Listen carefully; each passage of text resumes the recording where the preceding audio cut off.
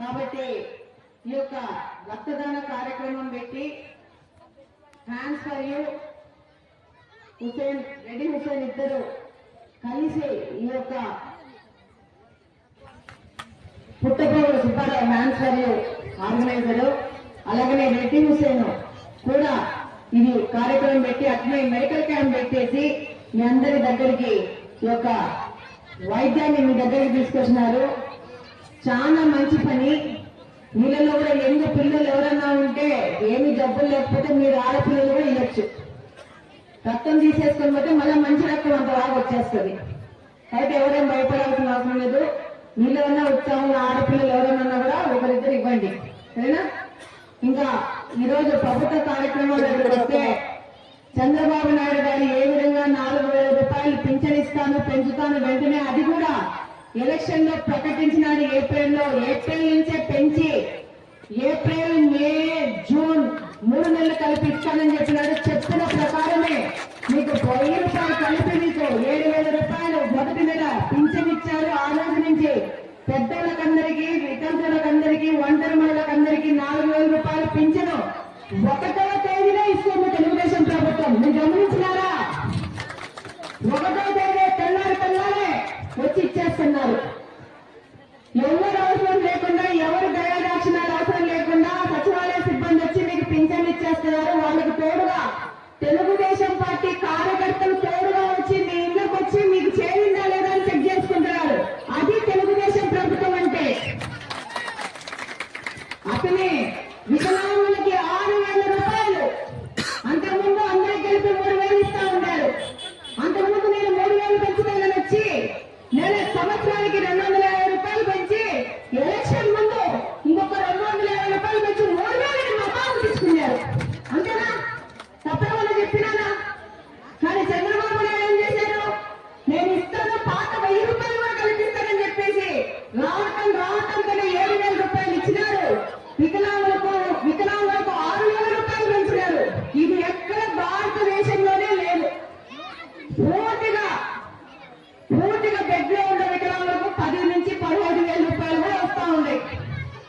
అంటే ఇది మంచి ప్రభుత్వం, మంచి పరిపాలనలో మనం ఉన్నామని అర్థం. ఇంకెవరైనా వచ్చి ఒక ఛాన్స్ అంటే వద్దులేప్ప, మాకు మంచి ప్రభుత్వం ఉంది, చాలు, మాకు వస్తున్నాయి మా పథకాలు అని చెప్పి మీరు చెప్పాలి. ఆడవాళ్ళందరూ మిమ్మల్ని మోసం చేస్తారు మోసవాళ్ళు, కాబట్టి మోసపోవద్దండి. ఆ తర్వాత చంద్రబాబు నాయుడు గారు చెప్పినట్టు 3 సిలిండర్లు ఫ్రీ అన్నారు. అవి కూడా మొదలైనాయి లేదా? దీపావళి నుంచి మొదలైనాయి. అవి కూడా వస్తున్నాయి. ఒకరిద్దరు రావట్లేదు అని అంటున్నారు. అందులో మీ బ్యాంకు డీటెయిల్స్, మీ డీటెయిల్స్ పోయి సిలిండర్లు ఇచ్చే దాంట్లో పోయి మీరు గ్యాస్ కంపెనీలో పోయి డీటెయిల్స్ ఇస్తే రాని వాళ్ళకు కూడా తెల్ల రేషన్ కార్డు ఉన్న వాళ్ళకి అందరికీ ఫ్రీ సిలిండర్ వస్తుంది. అక్కడ ఏదన్నా ప్రాబ్లం వస్తే మీరు సచివాలయ సిబ్బంది సహకారం తీసుకోవాలా? వాళ్ళు పలకకపోతే మా యొక్క తెలుగుదేశం పార్టీ బూత్ ఇన్ఛార్జీలు ఉన్నారు, వాళ్ళ సహకారం తీసుకొని మీ సమస్యను పరిష్కరించుకోవాలా. అర్థమైందా? ఇక్కడ ఉన్నారు హరి, వెంకటరమణ, ఈ పాప లక్ష్మి, హుసేన్, రెడ్డి హుసేన్, సాహిద్, జీవన్, హరి, సద్దాం, మస్తాన్ అందరు ఉన్నారు. మీ ఇంటి దగ్గర ఎవరుంటే వాళ్ళ దగ్గరికి వెళ్ళిపోయేసి మీరు హెల్ప్ తీసుకుంటే వాళ్ళ దగ్గర ఉండి మీకు చేసిస్తారు.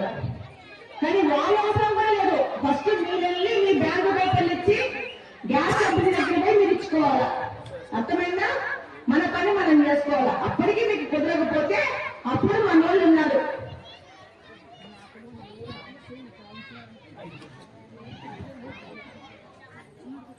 ఎవరి దగ్గర ఉంటే వాళ్ళ ఇల్లు మీకు తెలుసు, వాళ్ళ హెల్ప్ అడిగితే ఎప్పుడైనా చేస్తారు. అక్కడికి కాకపోయిందనుకో నా దగ్గరకు వచ్చేయండి, నేనున్నాను చేసి పెట్టినట్టు, సరేనా? ఆ తర్వాత చాలా మంది అడుగుతున్నారు, ఇంకా తల్లికి వందనం రాలేదే, 18 ఏళ్ల పైన వచ్చేది అని అడుగుతున్నారు. అది కూడా ఒక్కొక్కటి చేసుకుంటూ వస్తున్నారు. ఎందుకు ఒక్కొక్కటి చేసుకుంటూ వస్తున్నారంటే మొత్తం బీరువా ఖాళీ చేసి వెళ్ళిపోయినారు పడినోళ్ళు. ఇప్పుడు మళ్ళా సంపాదించుకోవాలా, బీరువాలో కట్టలు పెట్టాలా, మళ్ళా కట్టలు చేసి అక్కడ కూర్చొని ఇయ్యాలా. అంతేనా?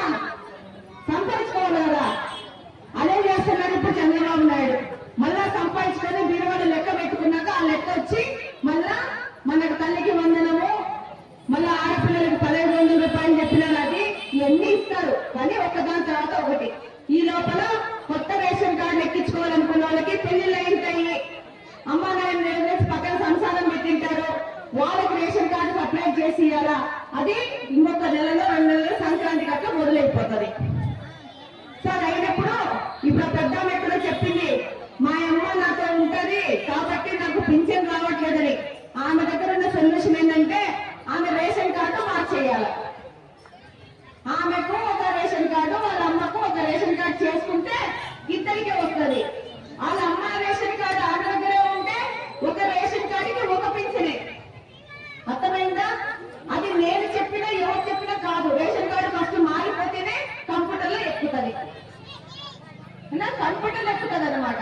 అది కాబట్టి అది చేసుకోవాలి పెద్దమే. అది చేసుకుంటే అవుతుంది. ఇందాక ఇంకొక ఆమె చెప్పింది వాళ్ళ అమ్మకి చేతులు పని చేయట్లేదు, రేషన్ ఇవ్వట్లేదు అని చెప్పేసి. అమ్మ మీ డీటెయిల్స్ రెడ్డి హుసేన్ కి ఇవ్వండి, దానికి సొల్యూషన్ ఏదో ఒకసారి ఆలోచిద్దాం. ఆమెకి ఫింగర్ ప్రింట్ పట్టలేదు, ఐరిస్ పింఛన్ పిండి అని దీనికి లేదంట. ఇప్పుడు రేషన్ కార్డు ఆమెకి వాళ్ళ అమ్మకి ఏళ్ళు పనిచేస్తలేవంట. ఆమెకి ఎట్లా పింఛన్ వచ్చేది? ప్రింట్ ఇచ్చే ఫింగర్ ప్రింట్ అవ్వదు. ఐదు పింఛన్లకు ఉందంట, రేషన్ కార్డుకి లేదంట, సంపక్కనేనంట. అమ్మ ఇట్లాంటివి ఏమన్నా ఉంటే మీ రేషన్ కార్డు తీసుకెళ్లి స్టోర్కి వెళ్ళండి, బండి దగ్గర తీసుకోకండి. స్టోర్కి వెళ్ళి స్టోర్ లో తీసుకోండి. దానికి ఈమెకు ఈ ఫింగర్ పట్టలేదు అని అంటే మీరు తీసుకొని పోయేసి మీరు స్పెషల్ పర్మిషన్ తీసుకొని మీరు తీసుకోవచ్చు.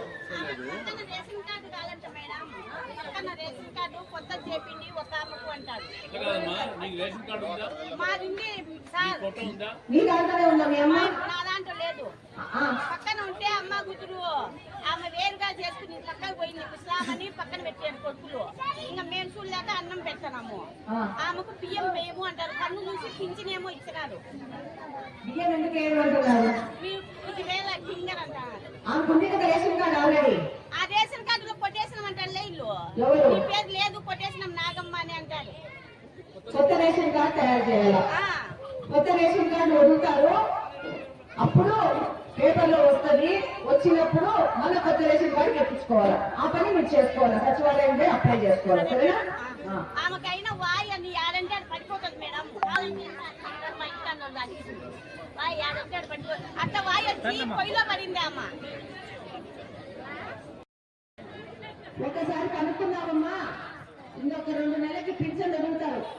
వదిలినప్పుడు రెడ్యూషన్ రాష్ట్ర పేరు ఆమె పింఛన్ రావట్లేదు. 2 నెలల నుంచి అంత ముందు మీరేనా?